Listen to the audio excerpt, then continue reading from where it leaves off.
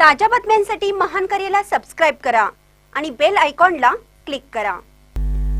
इचलकरंजीत नशिल्या इंजेक्शनच्या मेफेंटरमाइन सल्फेटच्या 100 बाटल्या जप्त।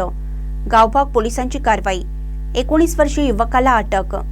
संशयावरून ताब्यात घेण्यात आलेल्या समर्थ दत्तात्रय चौगले वय वर्ष 19 राहणार विवेकानंद नगर कोरोची याच्याकडून नशिल्या इंजेक्शन मेफेंटरमाइन सल्फेटच्या 100 बाटल्या जप्त करण्यात आल्या।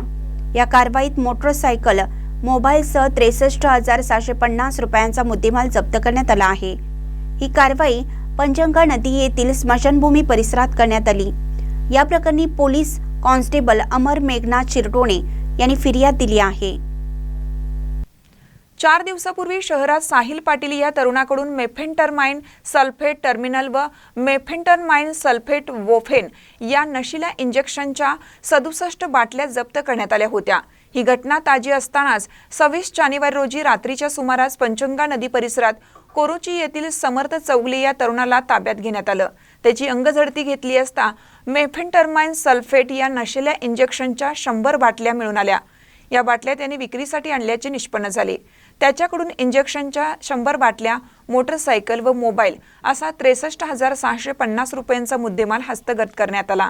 महानकट न्यूजसाठी सुभाष भस्मे, इचलकरंजी।